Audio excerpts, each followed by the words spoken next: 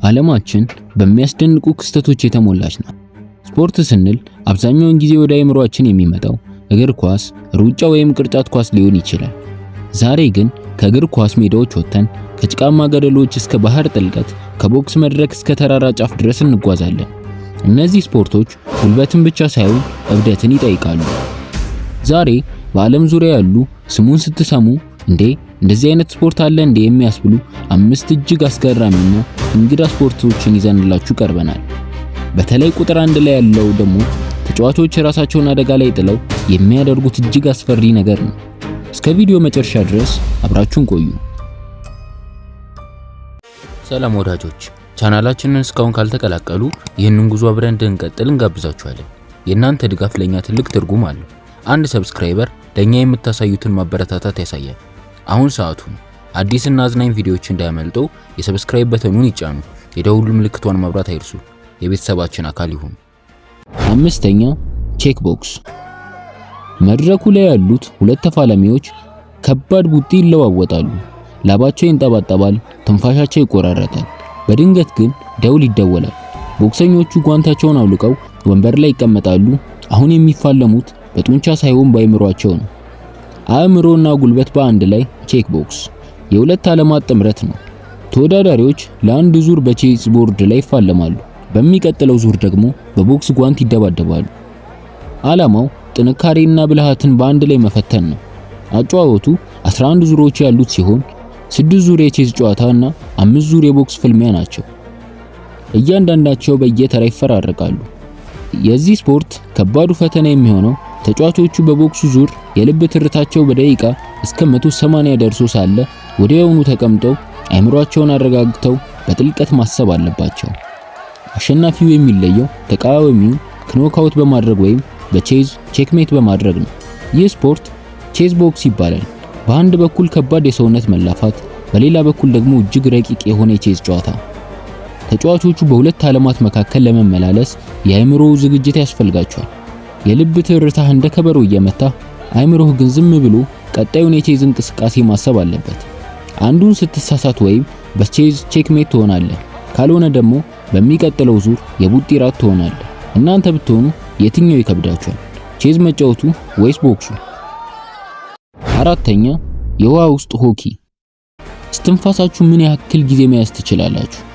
ኳስ ለማሳደድ ብቻ ሳይሆን ለህይወታችሁም ጭምር የምትታገሉበት ስፖርት ይተዋወቁ። በበረዶ ላይ ሆኪ ማየት የተለመደ ነው። ነገር ግን ይሄኛው ስፖርት የሚካሄደው በመዋኛ ገንዳ ግርጌ ላይ ነው። ተጫዋቾቹ ትንፋሻቸውን አፍነው ክብደት ያለውን ኳስ በትንሽ ዱላ ወይም ተቃራኒ ጎል ለማስገባት ይታገላሉ። ወደ መዋኛ ገንዳው ስትመለከቱ ምንም ድምጽ አይሰማም። ነገር ግን ከውሃው በታች ትልቅ ጦርነት እየተካሄደ ነው። 10 የሚሆኑ ተጫዋቾች እንደ አሳ ነባሪ በገንዳው ግርጌ እየተሽለኮለኩ ነው። ይህ አንደርዋተር ሆኪ ነው። ተጫዋቾች ትንፋሻቸውን አፍነው ፊታቸው ላይ ጭንብል አጥልቀው በገንዳው ወለል ላይ ይንሸራተታሉ። ትልቁ ፈተና ኳሱን ወደ ጎል መምታት ብቻ አይደለም። ኦክሲጅን ሲያልቅብህ ወደ ላይ ወጥተህ አየር ስትወስድ ተቃዋሚህ ኳሱን ይዞት ይጠፋል። ውሃው ውስጥ ያለው ግፊት፣ ቅዝቃዜና የትንፋሽ እጥረት ጨዋታውን ከባድ ያደርገዋል። እዚህ ጋር ድል የሚያገኘው በሳምባ ጥንካሬና በቡድን ስራ ብቻ ነው። እንደ ተራ ሆኪ መጮህ ወይም መነጋገር አይቻልም። ሙሉ በሙሉ በምልክትና በቡድን መናበብ ላይ የተመሰረተ ነው። 3ኛ ሚስትን አዝሎ መሮጥ። በፊንላንድ ጫካዎች ውስጥ አንድ የሚያስቅ ደግሞ የሚከብድ ውድድር ይካሄዳል። በመቶዎች የሚቆጠሩ ወንዶች ሚስቶቻቸውን በጀርባቸው አዝለው በጭቃና በውሃ ውስጥ ይሮጣሉ። ሴቶቹ በወንዶቹ ጀርባ ላይ ተዘቅዝቀው ይንጠለጠላሉ። መንገዱ ግን አልጋ ባልጋ አይደለም። በጭቃ የተሞሉ ጉድጓዶች፣ አዳልጦ የሚጥል ሳርና ከባድ መሰናክሎች። ወንዶቹ እግራቸው እየዛለ ሚስቶቻቸው እንዳይወድቁባቸው እየታገሉ ግንቡ ጋር ለመድረስ ይጋደላሉ። ለምን ይህንን ያደርጋሉ?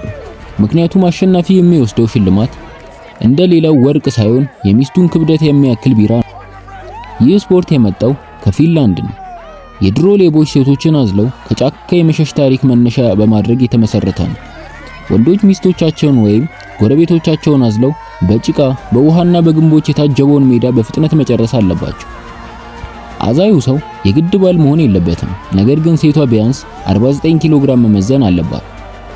የዚህ ጨዋታ አስቸጋሪነቱ መንገዱ በውሃ የተሞላ ስለሆነ ጉድጓዶችና እንቅፋቶች ያሉበት 253 ሜትር ርዝመት ያለው።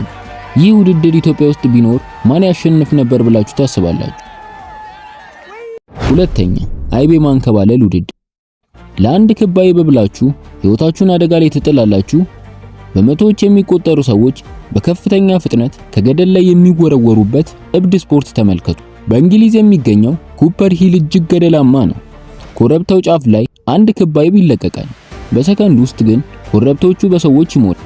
ሰዎቹ አይቡን ለመያዝ አይሞክሩ፣ ምክንያቱም አይቡ በሰዓት ከ110 ኪሎ ሜትር በላይ ይከንፋል።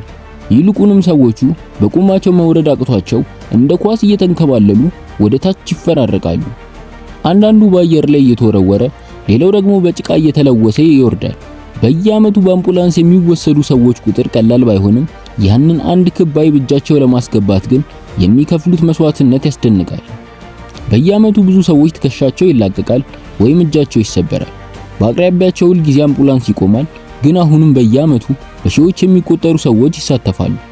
አሸናፊው የሚወስደው ሽልማት ያንኑ የተንከባለለውን 4 ኪሎ ግራም የሚመዝነውን አይብ ብቻ ነው።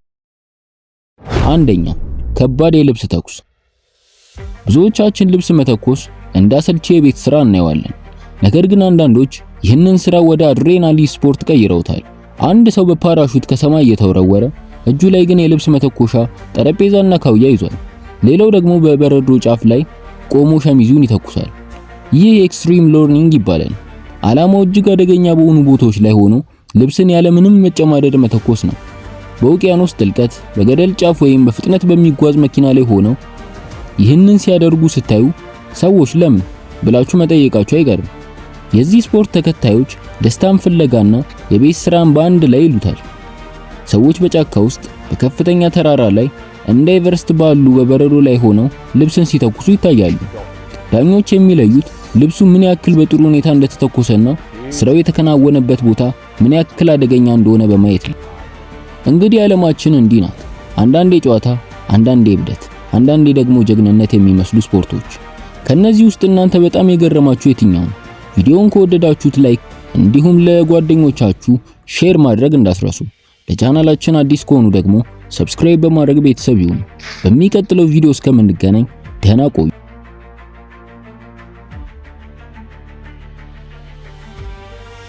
ሰላም ወዳጆች፣ ቻናላችንን እስካሁን ካልተቀላቀሉ ይህንን ጉዞ አብረን እንድንቀጥል እንጋብዛችኋለን። የእናንተ ድጋፍ ለኛ ትልቅ ትርጉም አለው። አንድ ሰብስክራይበር ለኛ የምታሳዩትን ማበረታታት ያሳያል። አሁን ሰዓቱ ነው። አዲስና አዝናኝ ቪዲዮዎች እንዳያመልጡ የሰብስክራይብ በተኑን ይጫኑ። የደውል ምልክቷን ማብራት አይርሱ። የቤተሰባችን አካል ይሁኑ።